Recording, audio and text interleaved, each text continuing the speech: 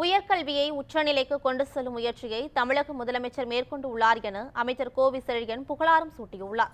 கடலூர் மாவட்டம் காரைக்காடு பகுதியில் மக்களுடன் முதல்வர் 3ஆம் கட்ட தொடக்க நிகழ்வினை அமைச்சர்கள் MRK பன்னீர்செல்வம், கோவி செழியன் ஆகியோர் தொடங்கி வைத்தனர். இதனைத் தொடர்ந்து செய்தியாளர்களுக்கு பேட்டியளித்த அமைச்சர் கோவி செழியன், தனியார் கல்லூரிகளில் செட் நெட் முடித்தவர்கள் பணி நியமனம் செய்யப்படுவதாகவும் உயர்கல்வியை உச்சநிலைக்கு கொண்டு செல்லும் நடவடிக்கையை முதலமைச்சர் எடுத்து வருவதாகவும் கூறினார்.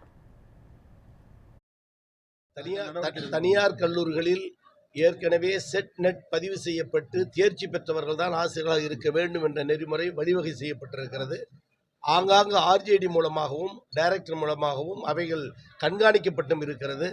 மேலெழுந்த வாரியாக சொல்லுகிற வார்த்தை என்பது வேறு. அதுவே புகார் மனுவாக தந்து நாங்கள் பல கல்லூரிகளில் சென்று அது உண்மை எனப்பட்டால் தக்க நடவடிக்கை மேற்கொண்டிருக்கிறோம்.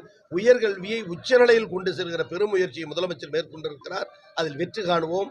வருகிற மார்ச் மாதம் செட் தேர்வு பல ஆண்டுகள் நடத்தப்படாமல் இருந்த தேர்வுக்கு தேதி குறிப்பிடப்பட்டு அட்டவணை வெளியிட்டிருக்கிறோம். எனவே கல்வியில் உயர்கல்வியில் மிகுந்த அக்கறையோடு முதலமைச்சர் செயல்படுகிறார். இந்த துறை அதற்கு பக்கபலமாக